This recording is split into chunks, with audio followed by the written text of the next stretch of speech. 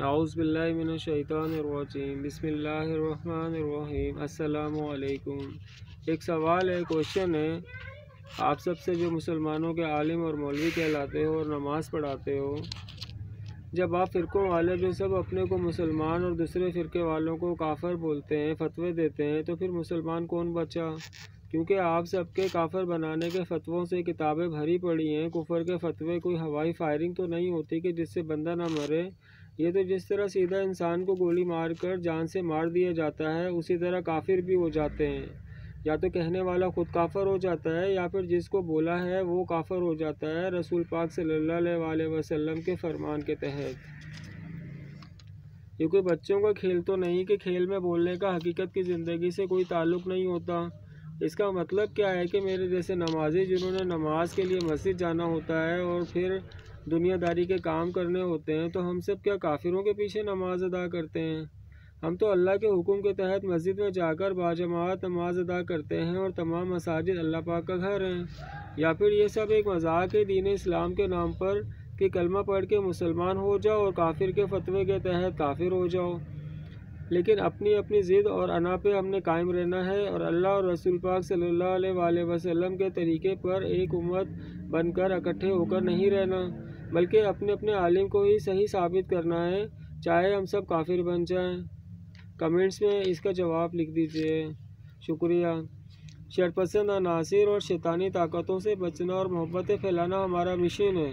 جس میں انسانوں کے لیے مثالی معاشرہ ہو۔ آپ کا مذہب کوئی بھی ہے، لیکن اگر آپ میں انسانوں کے لیے محبت نہیں تو سب فضول ہے۔ شیطانی طاقتیں اور چلاک لوگ معصوم لوگوں کو اسلام، سیاست اور دیگر ناموں سے بیوقوف بنا کر اپنے مقصد حاصل کرتے ہیں۔ معصوم لوگوں کی حفاظت ہمارا فرض ہے، اور اسلام کی تبلیغ کرنے والے زیادہ تر آپ کو غریب طبقہ ہی ملے گا، جو اسلام کی وجہ سے، حرام حلال کی وجہ سے بہت سی تکالیف برداشت کرتے ہیں، لیکن جس طرح ہمارے معاشرے میں لوٹ مار اور بے حسی ہے، اس سے بچتے ہیں اور غریب رہنا ہی پسند کر لیتے ہیں۔ معاشرہ تو ہمارا جھوٹ، کرپشن، لوٹ مار سے بھرا پڑا ہے۔ اس لیے شیطانی لوگوں کو پہچانیں جو آپ عوام کو استعمال کر رہے ہیں۔ آرام، پیار، محبت، اخلاق سے سمجھائیں کہ یہ کافر کا کھیل ختم کرو، توبہ کرو اور اصل دین اسلام کے لیے کام کرو۔ معصوم اور نادان آپ اس وقت تک ہی ہو جب تک آپ کو معاملے کا معلوم نہیں۔ معلوم ہونے کے بعد آپ اللہ اور رسول پاک صلی اللہ علیہ وسلم کے اور لوگوں کے مجرم ہوں، اگر آپ معاملے کو درست نہیں کرتے۔ ہمارے یہاں معاملہ کچھ اس طرح سے ہے کہ جو جس قوم کے لیڈر بنے ہیں، انہوں نے اپنی ہی قوم کو نقصان، اپنے ہی لوگوں کو نقصان پہنچایا ہے۔ خدارا اپنے آپ کو سنبھالیں، اپنی قوم کو، اپنے ملک کو سنبھالیں، مسلمانوں کو سنبھالیں۔ السلام علیکم۔ اعوذ باللہ من الشیطان الرجیم، بسم اللہ الرحمن الرحیم۔ پیارے بچوں، ہم با ادب با نصیب، بے ادب بے نصیب کے ٹاپک پہ چل رہے تھے، اور بنیادی عقائد بھی میں نے آپ کو پہلے سمجھائے ہیں کہ ہمارے پیارے نبی صلی اللہ علیہ وسلم نے جو ہے وہ اللہ کا جو دین ہے، آدم علیہ السلام سے لے کے عیسیٰ علیہ السلام، موسیٰ علیہ السلام، داؤد علیہ السلام اور حضرت محمد صلی اللہ علیہ وسلم کے اوپر آ کر دین اللہ پاک نے مکمل کر دیا تھا، یعنی کہ اب کوئی نیا نبی اور کوئی نیا دین نہیں آئے گا۔ تو سن 10 ہجری جو ہے اللہ کے رسول صلی اللہ علیہ وسلم نے آخری خطبہ دیا تھا، جس کو حجت الوداع کہا جاتا ہے۔ تو جب آپ صلی اللہ علیہ وسلم نے فرمایا تھا کہ دین مکمل ہو گیا ہے، اب کوئی نیا دین نہیں آئے گا اور نہ ہی کوئی نیا نبی آئے گا، ٹھیک ہے؟ تو اب ہوا کہ کیسے کہ پیارے بچوں کہ یہ جو ہے نا رسول پاک صلی اللہ علیہ وسلم سے دین سیکھا ہے صحابہ رضی اللہ عنہ اجمعین نے، پھر تابعین رحمۃ اللہ علیہ اجمعین نے، پھر تبع تابعین رحمۃ اللہ علیہ اجمعین نے، یعنی کہ نسل در نسل آگے دین کی باتیں پھیلتی رہی ہیں۔ اچھا، اب آپ یہ دیکھیں کہ یہ ساتھ میں ہم نے لکھا ہوا ہے ہجری، یعنی کہ 00 ہجری سے 100 ہجری، سن 10 ہجری کو جو ہے نا، یعنی کہ جب حجت الوداع کا موقع تو 10 ہجری کا یعنی کہ وہ سال تھا، تو آپ صلی اللہ علیہ وسلم نے فرمایا تھا کہ دین مکمل ہو گیا. اس کے بعد پھر جیسے 100 ہو گئے، پھر 200، 300، 400، اس طرح سے جو ہے نا یہ 14ویں صدی 15ویں صدی کہلاتی ہے نا. تو یہ 1301 سے 1400 تک یہ 14ویں صدی ہو گئی آپ کی. یہ جو بیچ میں میں نے کاؤنٹنگ 1 2 3 4 5 6 سے لکھی ہے کہ کتنی صدیاں ہو گئیں. تو ابھی 1401 سے یہ 15ویں صدی ہماری چل رہی ہے. ٹھیک ہے نا. تو اب یہ دیکھیں کہ یہ کیسے ہوا یہ سارا پیارے بچوں کہ یہ جو ہے نا صحابہ تابعین تبع تابعین رحمۃ اللہ علیہ مجمعین، انہوں نے ہمیں دین کی باتیں سنبھالنے کے لیے جو ہے نا انہوں نے بہت ساری محنت کری تھی ہمیں بتانے کے لیے کہ کیسے جو ہے نا دین کی باتوں کو ہم نے اگلی نسلوں تک پہنچانا ہے. کیونکہ ہمارے پیارے نبی صلی اللہ علیہ وسلم نے جو ہے سن 10 ہجری کو جب حجۃ الوداع کے موقع پہ فرمایا تھا کہ بھائی دین جو ہے یہ مکمل ہو گیا ہے، یعنی کہ دین مکمل ہو چکا ہے. اب ہمارا کام کیا ہے کہ ہمارا کام صرف اتنا ہے کہ ہم نے جو ہے نا رسول پاک صلی اللہ علیہ وآلہ وسلم کی باتوں کو آگے لوگوں کو پہنچانا ہے، انہوں نے آگے لوگوں کو پہنچانا ہے. یہ ہماری ڈیوٹی اللہ کے رسول صلی اللہ علیہ وسلم نے مسلمانوں کی ڈیوٹی یہ لگائی تھی.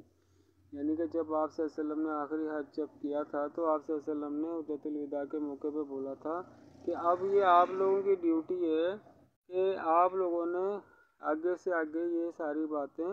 وہ بتانی ہیں لوگوں کو. یہ ہماری ڈیوٹی ہے. صحیح ہے. اچھا پھر ہوا کیا تھا، جیسے صحابہ نے تو رسول پاک صلی اللہ علیہ وسلم سے سیکھا تھا.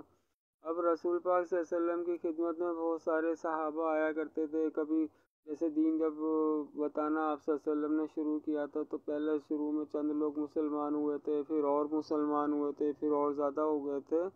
تو اس طرح سے جو ہے نا لوگ آتے رہتے تھے آپ صلی اللہ علیہ وسلم سے قرآن اور جو ہے دین کی باتیں سیکھتے رہتے تھے.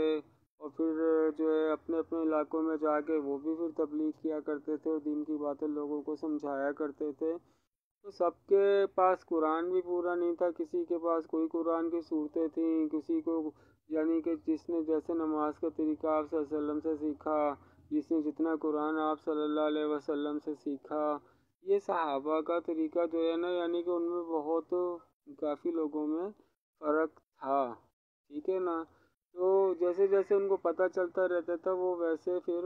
اپنے آپ کو اس طرح سے لے کے چلتے رہتے تھے. کیونکہ شریعت میں بھی بہت ساری تبدیلیاں آتی رہتی تھیں. اللہ تعالیٰ قرآن پاک جو ہے اس کے اندر نئے نئے احکامات لے کر آتے تھے، بتاتے تھے کہ بھئی یہ جو ہے نا اس طرح سے ہم نے دین کے اوپر عمل کرنا ہے.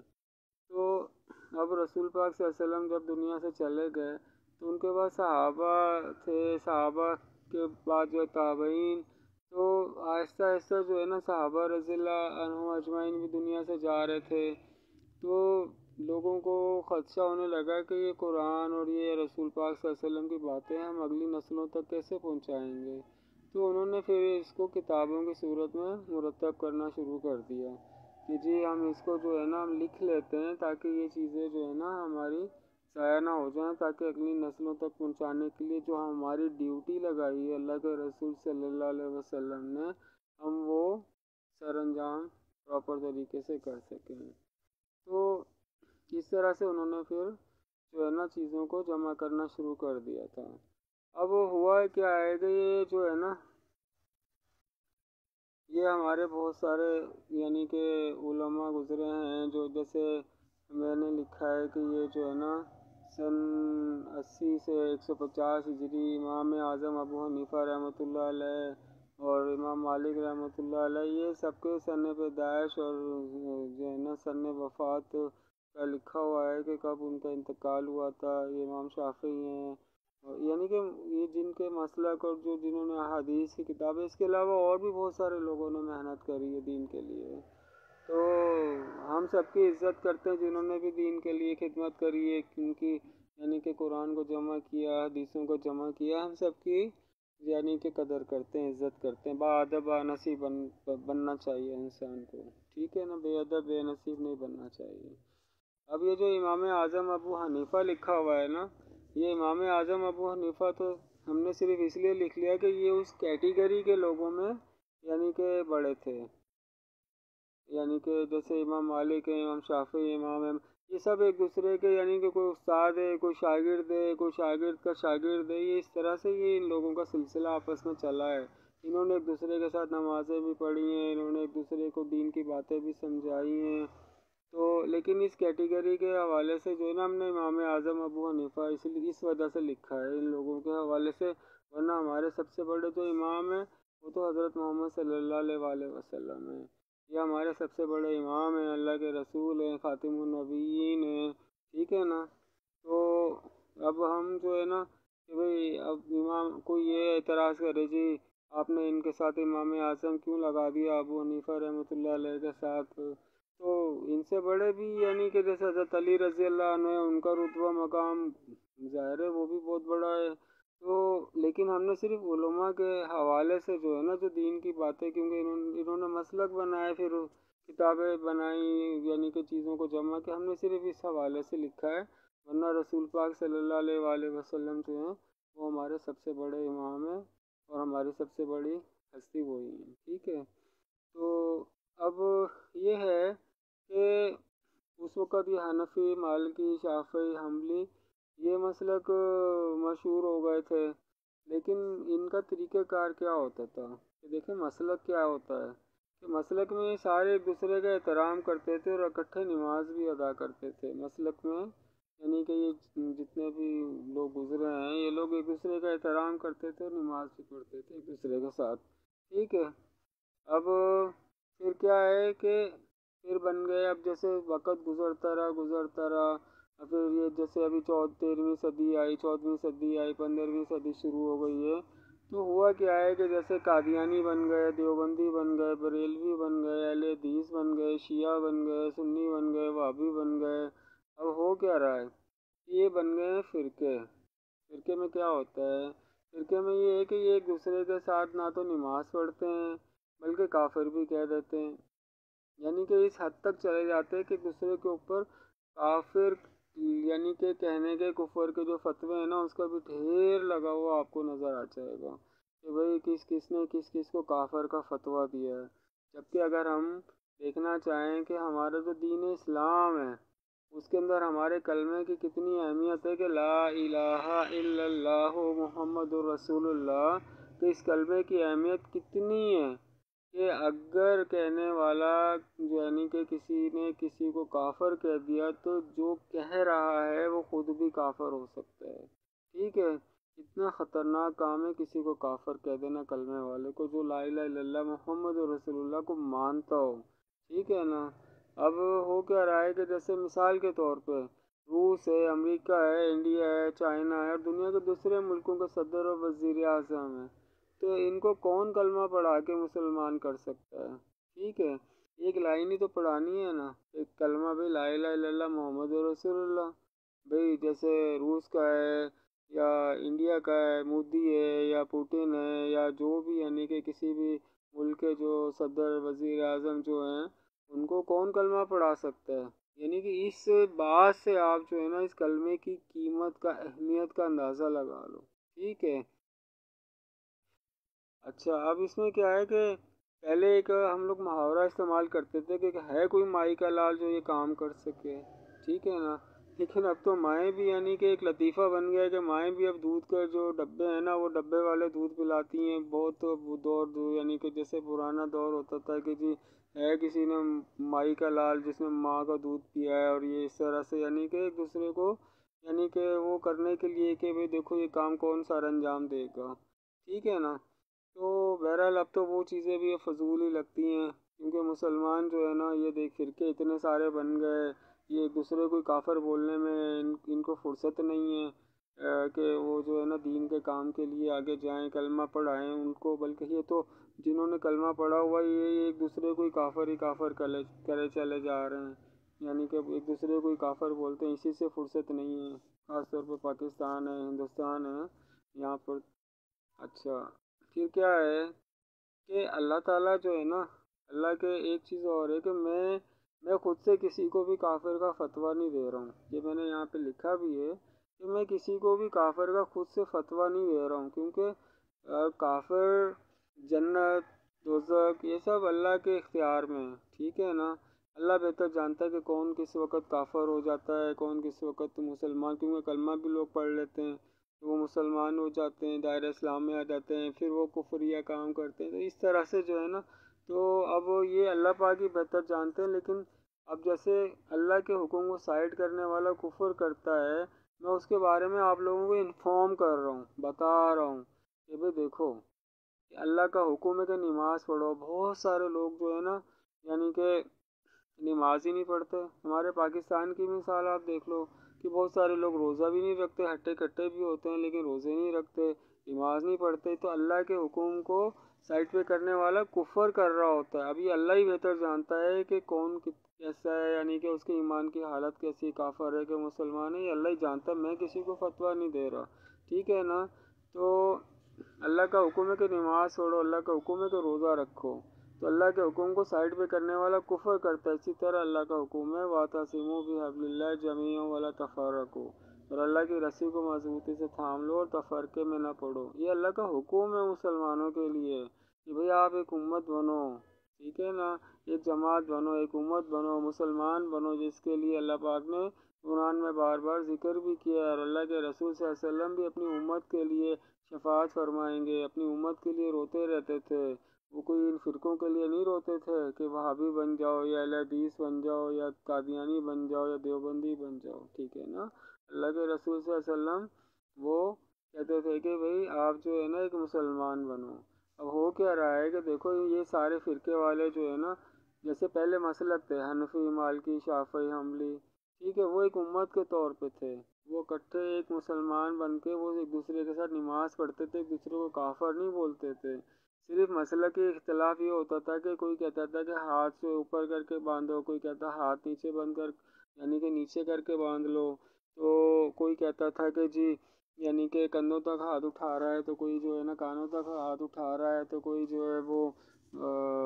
یعنی کہ ٹانگیں زیادہ چوڑی کر کے کھڑا ہو رہا ہے، تو کوئی ٹانگیں زیادہ چوڑی نہیں کر رہا ہے، یا رفع یدین ہوتی ہے نا کہ جیسے بھئی رکوع میں جاتے وقت کوئی ہاتھ اٹھا رہا ہے تو کوئی نہیں اٹھا رہا ہے۔ تو یہ مسلکی اختلاف جو ہے نا، وہ جیسے صحابہ میں نے آپ کو بتایا کہ صحابہ رضی اللہ عنہ اجمعین بھی، کیونکہ ظاہر ہے اللہ کے رسول صلی اللہ علیہ وسلم وقتاً فوقتاً نئے نئے احکامات آتے تھے ان کے پاس، جتنے صحابہ ہوتے تھے اس وقت نہ تو انٹرنیٹ تھا، نہ موبائل فون تھا، نہ ٹچ موبائل تھا کہ سب چیزیں سب کو ایک ساتھ ہی اپڈیٹ ہو جائے کہ بھئی کوئی بھی نیا حکم آیا اللہ کی طرف سے تو اللہ کے رسول صلی اللہ علیہ وسلم نے جو ہے نا وہ گروپ کے اوپر وہ میسیج ڈال دیا اور سارے لوگوں کو پتہ چل گیا۔ ایسا تو تھا ہی نہیں کچھ اس وقت۔ تو وہ اس وقت کیا ہوتا تھا کہ جیسے جیسے صحابہ آتے رہتے تھے ان کو پتہ چلتا رہتا تھا، ایک دوسرے کو سکھاتے رہتے تھے، جو جو احکامات نئے نئے ان کو پتہ چلتے رہتے تھے۔ کتابیں تو بعد میں لکھی گئی ہیں، تو لیکن وہ ان کا جو رتبہ اور مقام ہے صحابہ کا کہ بھئی یعنی کہ آپ صلی اللہ علیہ وآلہ وسلم نے فرمایا ہے نا، ان کی حدیث ہے کہ بھئی میرے صحابہ تو ستاروں کے مانند ہیں، ان میں سے جس کی بھی آپ جو ہے نا پیروی کر لو گے آپ فلاح پا جاؤ گے، اتنی ان کی اہمیت ہے۔ یعنی کہ آپ نے کسی بھی ایک صحابی کے طریقے کو اگر پکڑ لیا تو وہ اللہ کے رسول صلی اللہ علیہ وآلہ وسلم تک وہ لے کے چلا گیا، تو وہ جو ہے نا یعنی کہ آپ فلاح پا جاؤ گے۔ ہم نے چلنا رسول پاک صلی اللہ علیہ وسلم کے طریقے پہ،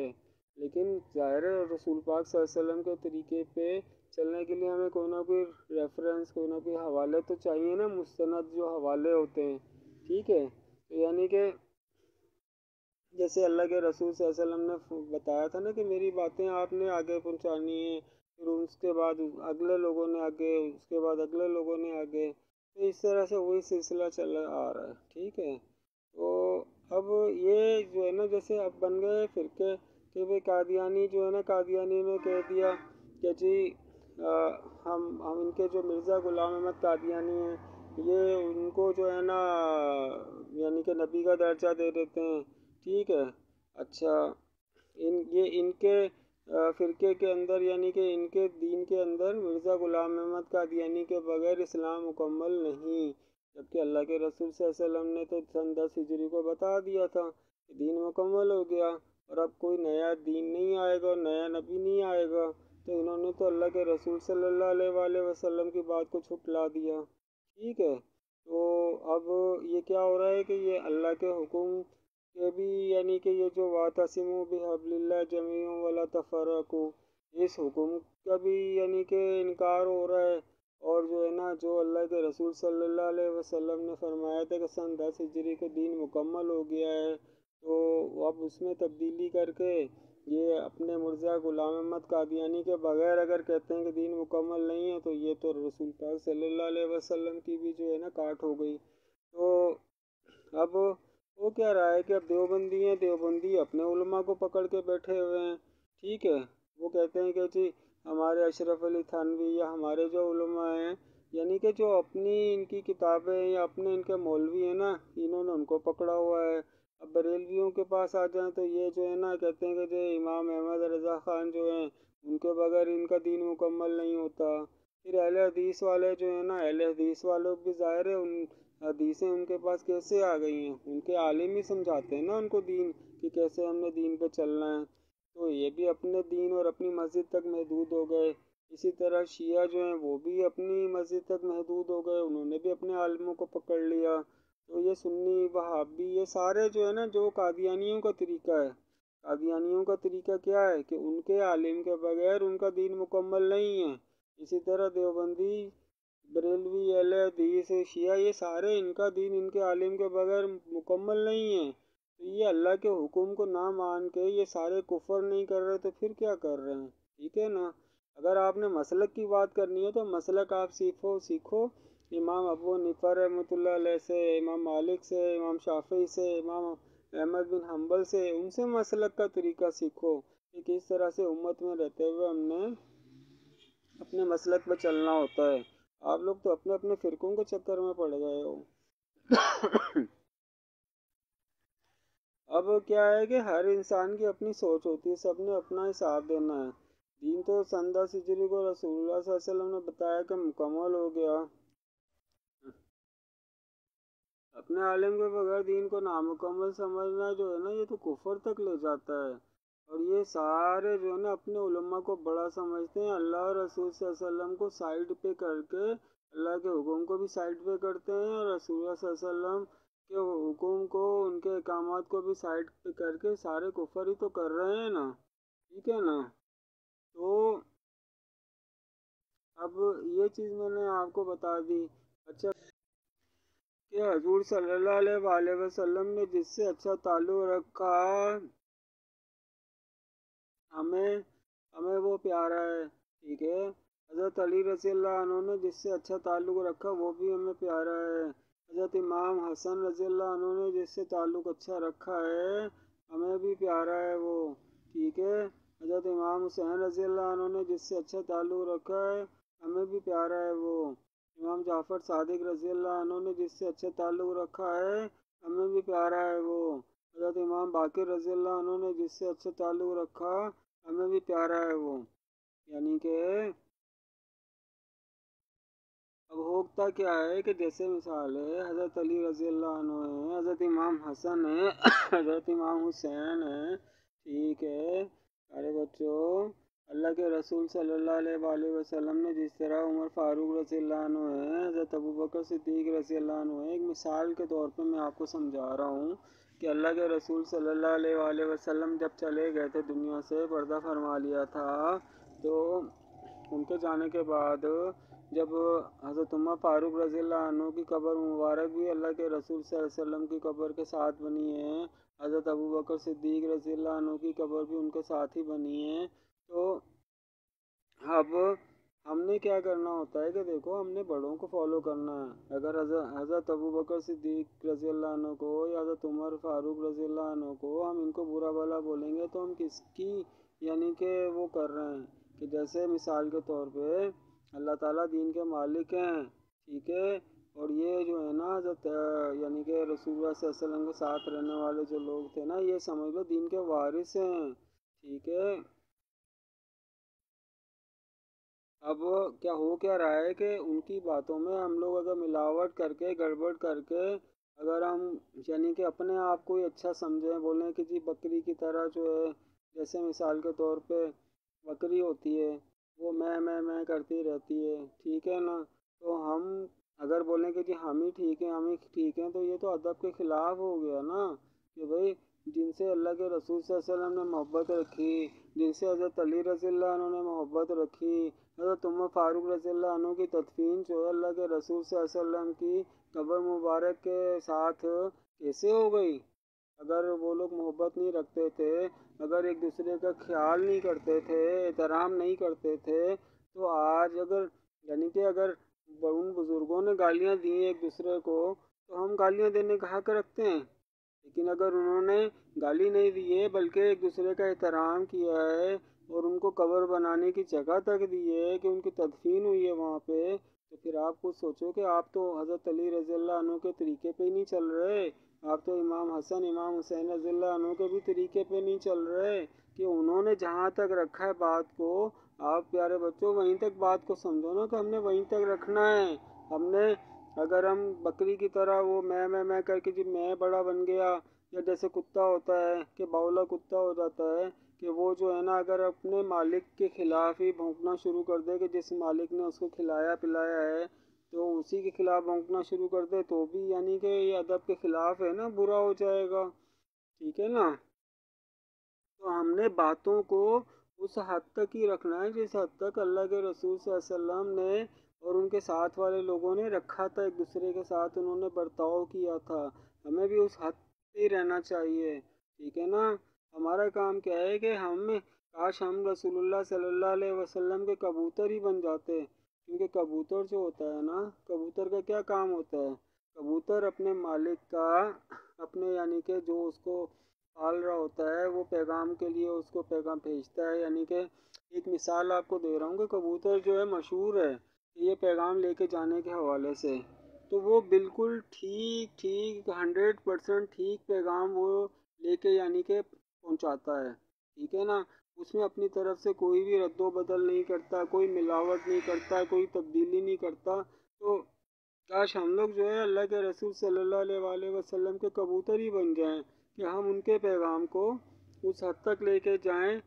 جس حد تک یعنی کہ بتایا گیا ہے، ہم امت کی حد تک رہیں۔ ہم یہ جو ہے نا یہ جو فرقے بن گئے کہ آپس میں مسلمانوں کو لڑوا دیا، ان کو سب کو، یعنی کہ میں کسی کو برا نہیں کہہ رہا آپ لوگوں کو، میں تو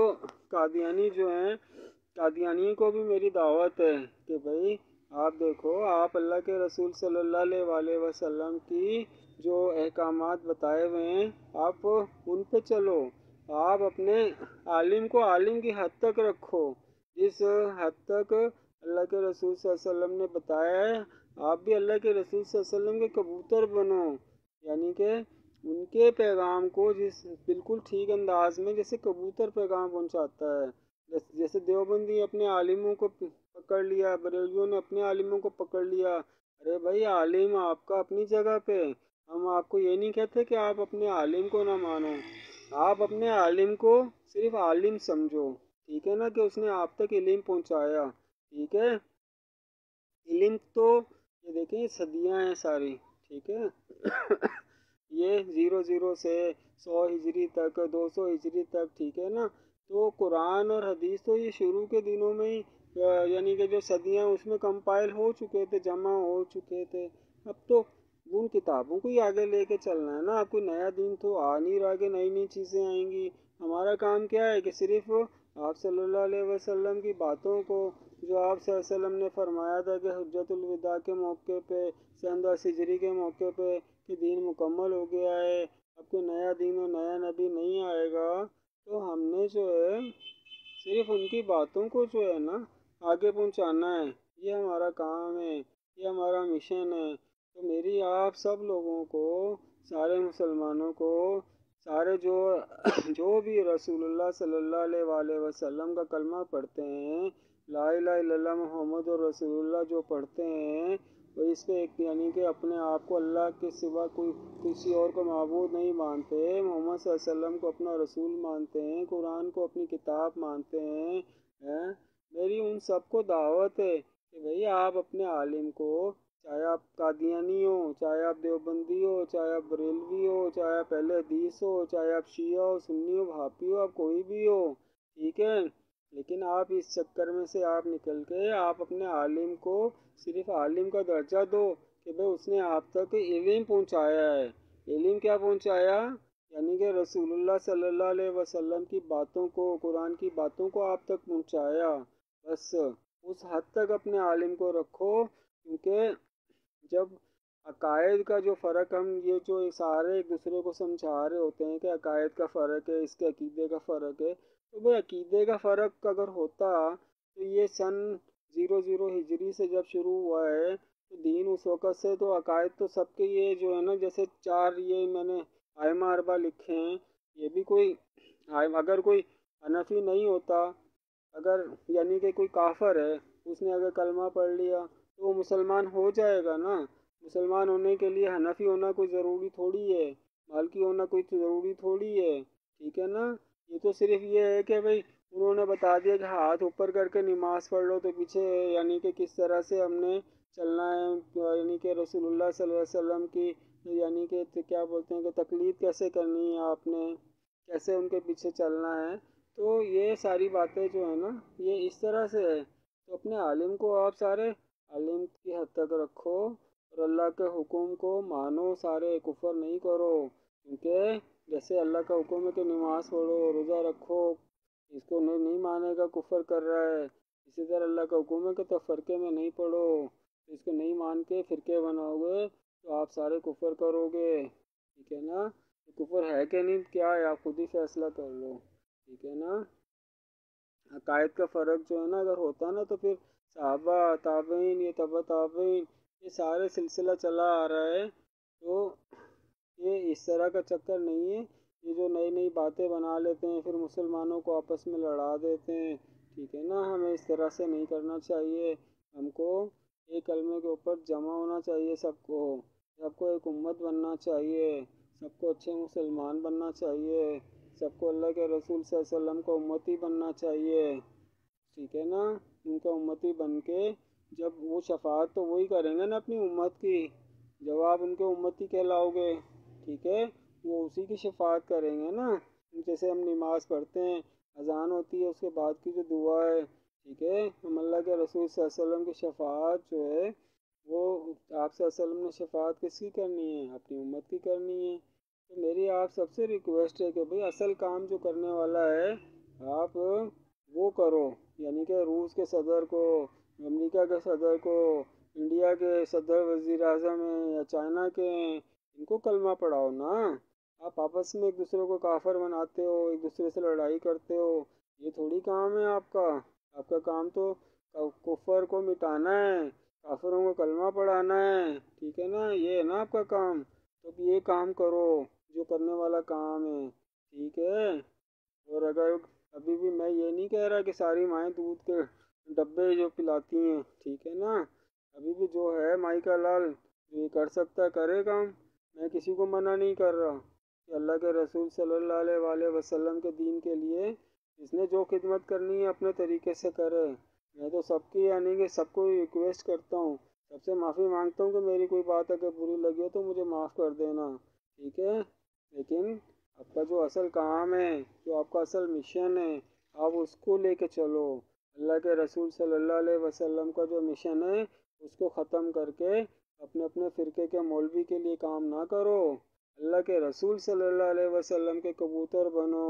ان کا پیغام بالکل ٹھیک ٹھیک آگے لے کے چلو، کیونکہ عالم کوئی بھی ہوئے، قیامت تک عالم جو بھی آتا رہے گا تو ہر دفعہ کوئی نیا دین تھوڑی بن جائے گا، نیا مشن تھوڑی چل پڑے گا، ٹھیک ہے۔ ظاہر ہے وہ جو اللہ کے رسول صلی اللہ علیہ وسلم نے ہمیں نماز کا طریقہ بتا دیا،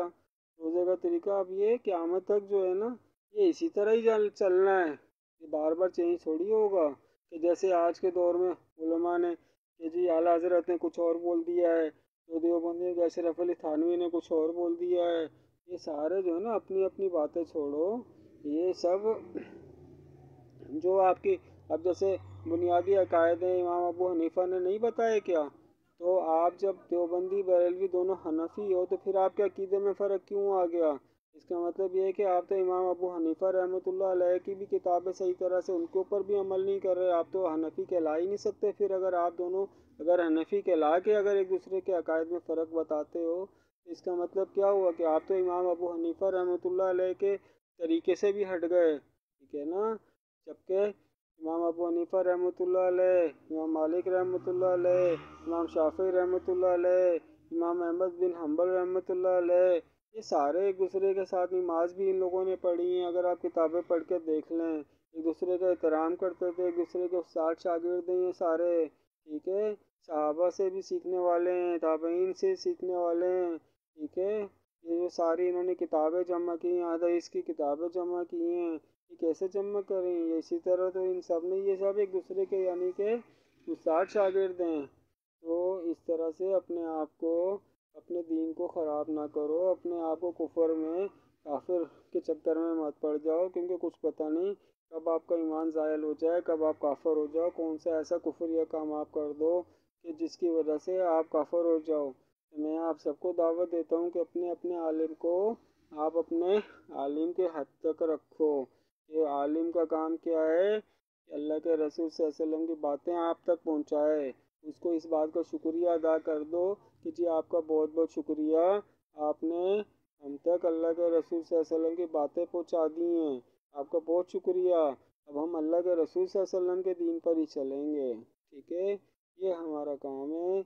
मुमकिन है आपको मेरी बातें समझ आ गई होंगी, और कोई बातें बुरी लगी हो तो मुझे माफ़ कर दीजिएगा। अल्लाह हाफिज़, अस्सलामु अलैकुम।